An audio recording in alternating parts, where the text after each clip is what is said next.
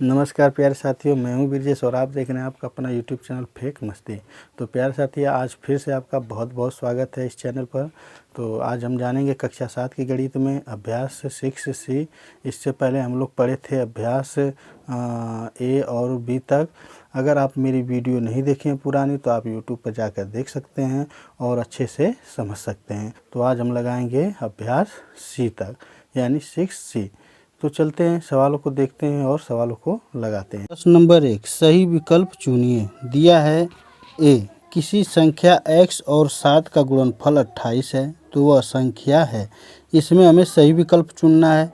इसमें कौन सा सही है कौन सा नहीं, तो चलिए हम हल कर कर आपको बताते हैं कि कौन सा सही है। दिया है किसी संख्या x, मान लीजिए संख्या x और 7 का गुणनफल, यानी 7 का गुणनफल क्या है 28 है, यानी बराबर हो जाएगा 28।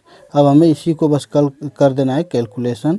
अब यहाँ पर क्या करेंगे कि x यहीं पर आएगा तो 28/7 होगा, तो 7 चौक हो जाएगा 28, यानी x का जो मान आएगा क्या आएगा 4 आएगा। प्रश्न नंबर में देखिए कहाँ है ऑप्शन, तो यहाँ पर तीसरे ऑप्शन पर है, तो हो जाएगा सही। चलिए इसी में हमारा प्रश्न नंबर 1 में b है, तो b को भी देख लेते हैं।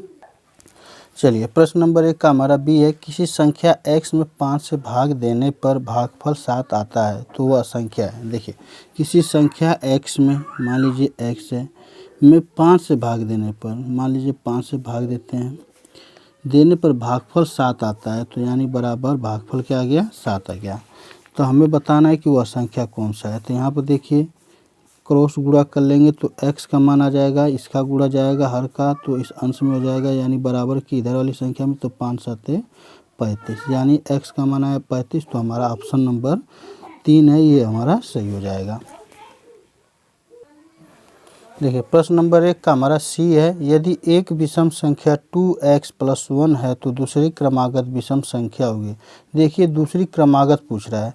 यहाँ सबसे पहले 2x + 1, इसमें देख लेते हैं कि क्या मान रखेंगे तो हमारा विषम संख्या बनेगा। तो x का मान अगर हम यहाँ पर 1 लिखते हैं, 2 यानी x का मान 1 रखते हैं, तो +1, 2 1 कम 2 +1, तो बराबर 2 1 कम 2 और 1 हो जाएगा 3, यानी 3 विषम संख्या मिला। अब हमें यहाँ पर x का मान मानना है। x का मान क्या माना है 1 माना है, तो अब हमें 1 यहाँ पर रख कर देखना है कि हमारा किस में 1 आ रहा है।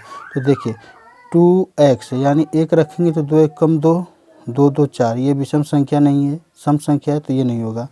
फिर यहाँ 2x + 3 यानी 2x, x की जगह 1 रखेंगे तो 2 1 कम 2 और 3 5 5, ये 3 और 2 5 होगा, 5 हमारा विषम संख्या, तो ये हमारा सही हो जाएगा। चलिए इसको देख लेते हैं। 2x 1 रखेंगे तो 2 बनेगा, सम संख्या मिली, 1 रखेंगे और 1 ये, यानी 2 बना, ये नहीं हुआ, यानी हमारा कंफर्म ऑप्शन कौन सा है 2x + 3। अगर ये हमारी दूसरी क्रमागत विषम संख्या है और यही हमारा हो जाएगा आंसर। प्रश्न नंबर 2, कुछ गणितीय कथनों को रेखीय समीकरणों के रूप में अभिव्यक्त किया गया है। सही समीकरणों को छांटिए।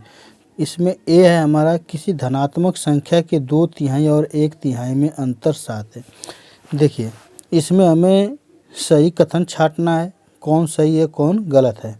तो देखिए इसमें क्या है कि सबसे पहले ए दिया है ना, किसी धनात्मक संख्या के 2/3 और 1/3 में अंतर 7 है, ये हमारा दिया है समीकरण, ठीक। और इस समीकरण को मिलाना है कि ये सही है या गलत है। तो चलिए देखते हैं इसके अनुसार, कहे हुए शब्दों के अनुसार क्या हमारा समीकरण बन रहा है। किसी धनात्मक संख्या के 2/3 यानी 2/3 तिहाई और 1/3 में अंतर, यानी -1/3 का अंतर कितना है 7 है। यहाँ पर x मान लेता हूँ, यहाँ पर x मान लेता हूँ, ठीक। वो कोई संख्या क्या है 2/3x 1/3x, इसका अंतर कितना है 7।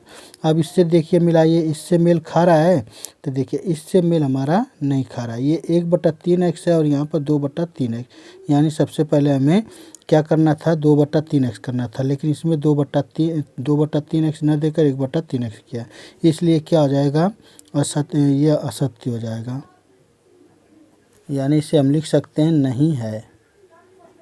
यह क्या है कि ये कहे हुए शब्दों पर अमल नहीं कर रहा है, इसलिए यह क्या हो जाएगा नहीं है। चलिए प्रश्न नंबर 2 का बी है हमारा, किन्हीं दो क्रमागत संख्याओं का योगफल 27 है।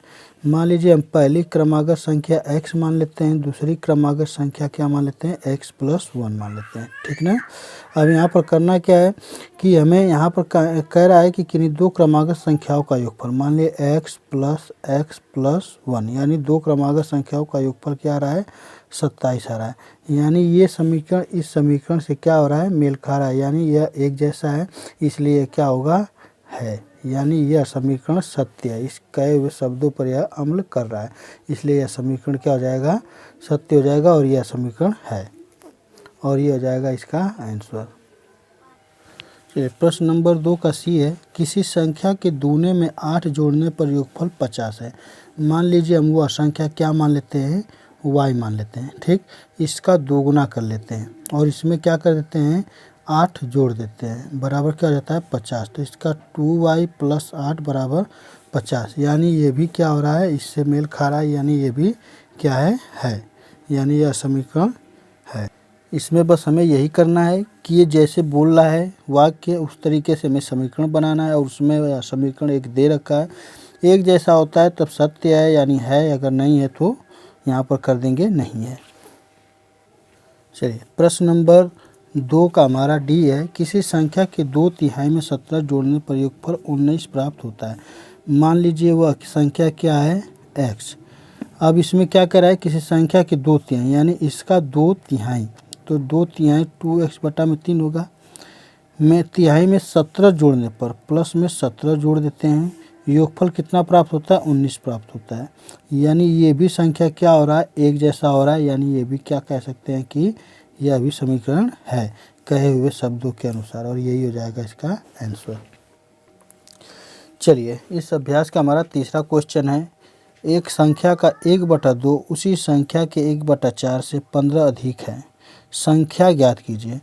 चलिए इसमें हम क्या करते हैं कि पहले संख्या मान लेते हैं, माना संख्या क्या है, x है, ठीक। तो यहाँ पर क्या कह रहा है कि एक संख्या का 1/2, यानी इस संख्या का क्या कह रहा है, 1/2, 1/2 x हो गया, उसी संख्या के यानी इसी संख्या के -1/4 से 15 अधिक है, यानी यहाँ पर क्या कर रहा है, 15 अधिक कर रहा है, तो 15 अधिक है इससे, तो ये हो जाएगा 1/4, ठीक, x = 15, यानी अधिक बोल रहा है, तो यहाँ पर क्या करेंगे, इसका माइनस करेंगे, ठीक। अब यहाँ पर इसका कैलकुलेशन करेंगे तो हमारा होगा 2 4 का लसा 4 हुआ, 2 1 कम 2, तो ये हो जाएगा x, 4 1 2 दूना के 4 है ना, तो ये 2x हो जाएगा, 4 1 कम 4, तो ये हो जाएगा x = 15।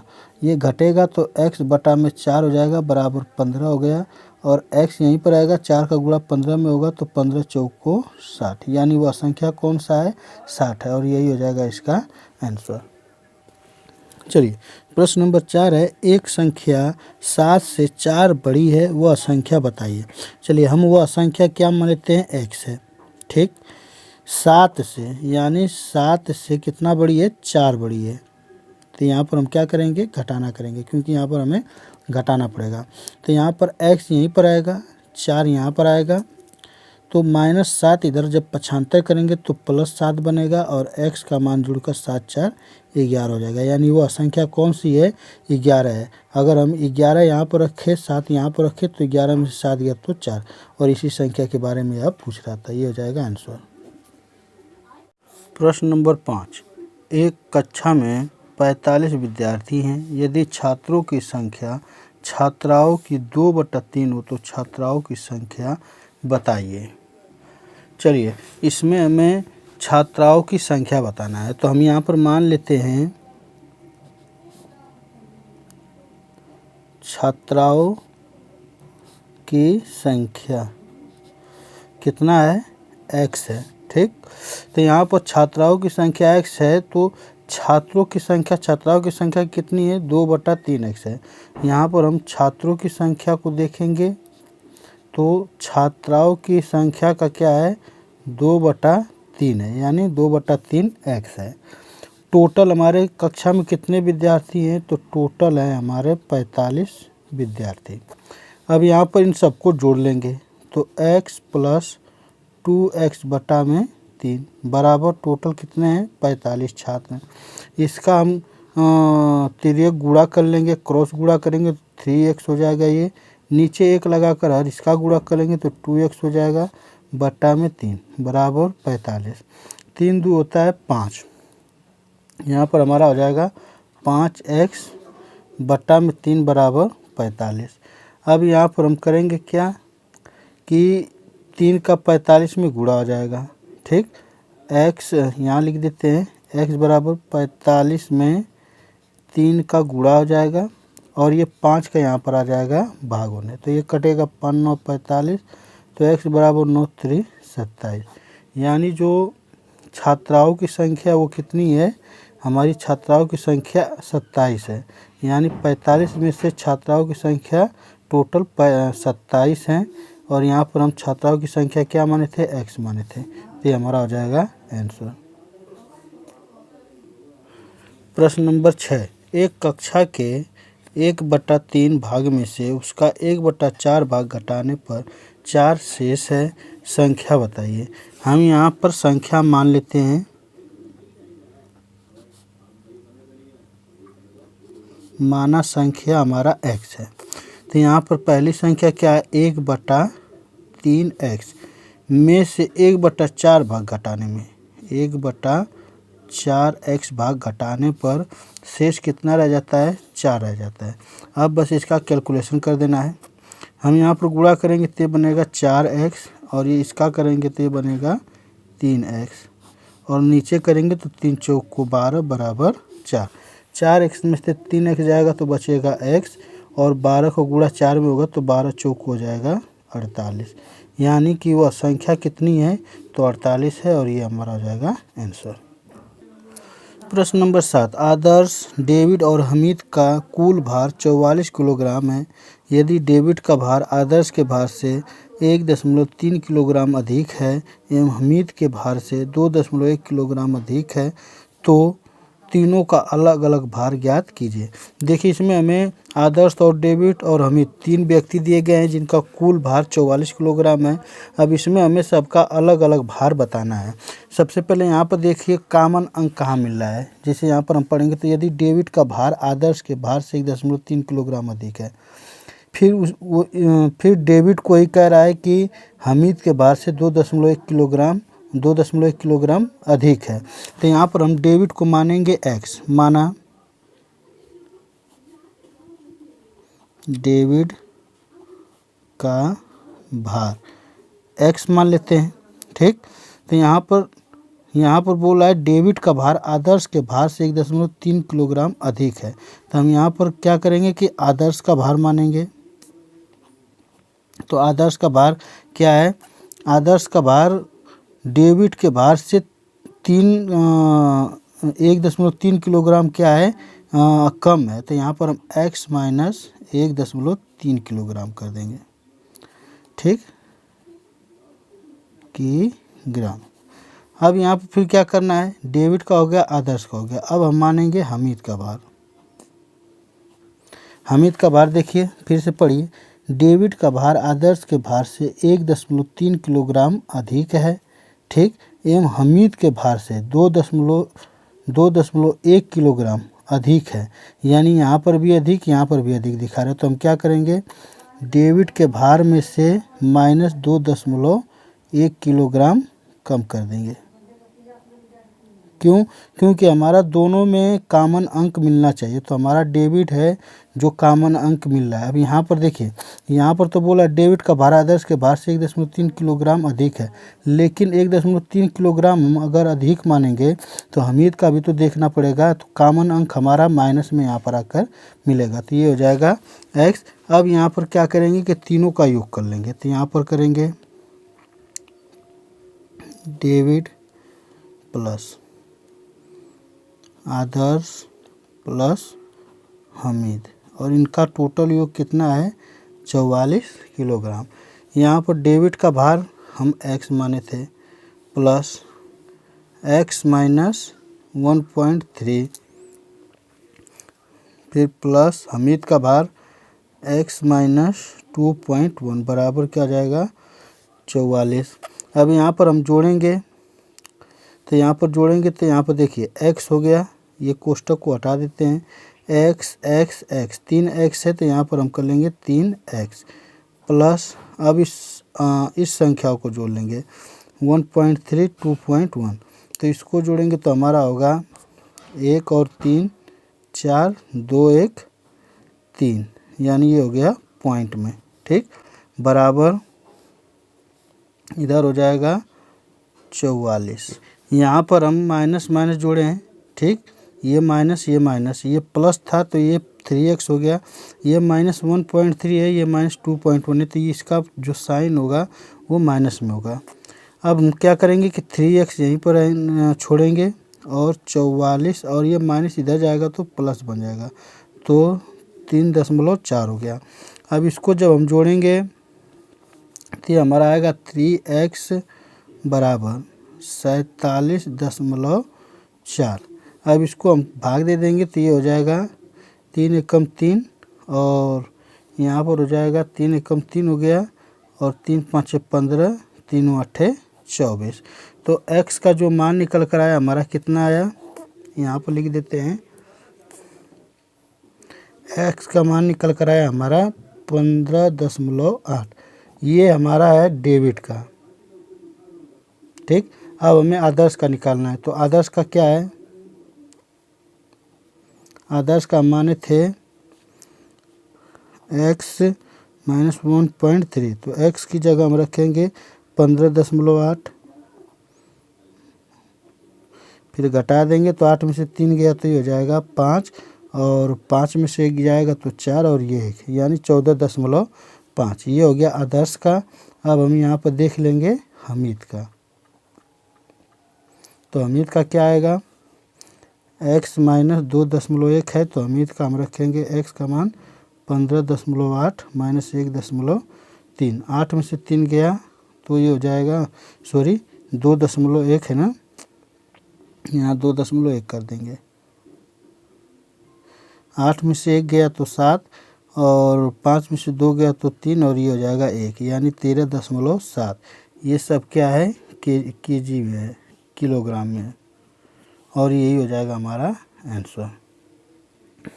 प्रश्न नंबर 8, 2 अंकों की एक संख्या के अंकों का योगफल 4 है। यदि दहाई के अंक से इकाई का अंक 4 घटा दिया जाए तो शेष 2 है, संख्या ज्ञात कीजिए। चलिए यहाँ पर हम संख्या मान लेते हैं, माना इकाई का अंक क्या है x, दहाई का अंक क्या आ जाएगा हमारा y, ठीक, ये हो गया दहाई का अंक y। तो हम यहाँ पर देखते हैं सवाल में क्या क्या रहा है, 2 अंकों की एक संख्या के अंकों का योगफल, ये अंक है, ये क्या माने हैं, अंक माने हैं, ठीक।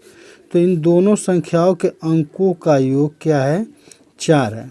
फिर क्या कह रहा है, यदि दहाई के अंक से, यानी दहाई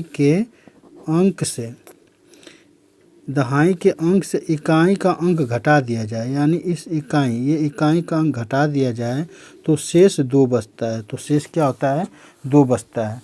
तो यहाँ पर अब करना क्या है कि सबसे पहले इसे सजातीय क्रम में लिख लीजिए। तो इसको सजातीय क्रम में लिखने के लिए करेंगे क्या कि ये हमारा x + y है तो x + y बराबर 4 हो गया, ठीक। ये y - x है तो इसको -x + y बराबर कर देंगे 2।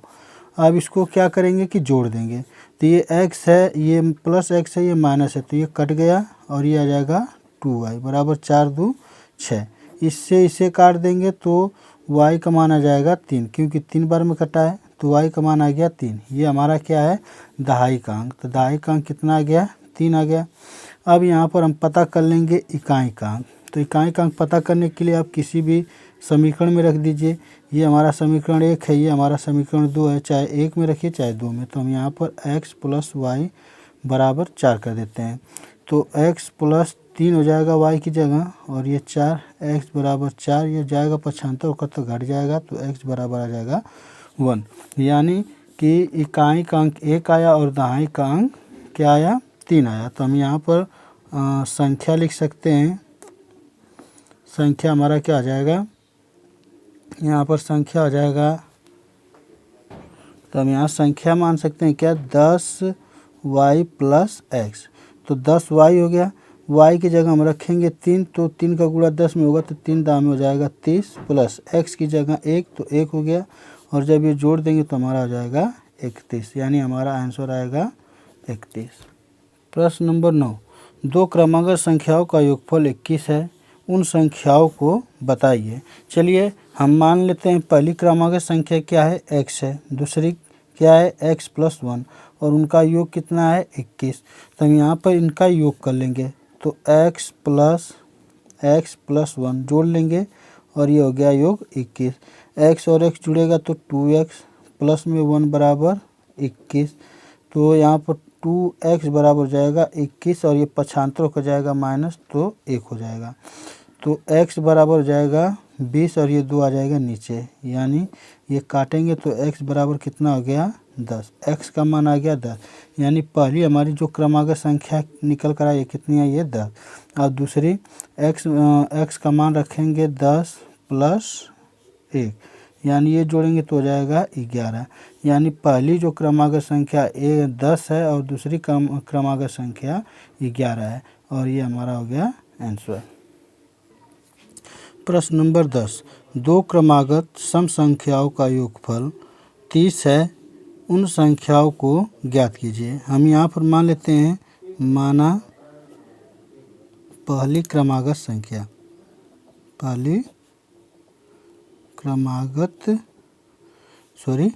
माना पहली क्रमागत सम संख्या क्या है, x है। तो दूसरी हम क्या मान लेंगे, दूसरी हम मान लेंगे x प्लस 2। पता ही है कि सम संख्या 2, 4, 6 यानी जो 2 से कट जाता है उसे कहते हैं। तो हम पहली क्रमांक संख्या x मानेंगे, दूसरी क्रमांक संख्या x प्लस 2, और इनका योग कितना है, तो इनका योग है 30। चलिए अब इन सबको हम जोड़ लेते हैं, x प्लस 2 बराबर 30। x और x जोड़ेंगे तो 2x होगा, प्लस में 2 बराबर 30, ये 2x हो जाएगा 30, ये जाएगा पक्षांतर होकर तो माइनस 2 हो जाएगा, और ये जब घटेगा तो यह जाएगा 28, यानी x बराबर 28 बटा में 2 कर देंगे, क्योंकि 2 आएगा इधर भाग हो जाएगा, ये कटेगा 2 कम 2, 2 चौको 8, तो x का मान आ जाएगा 14।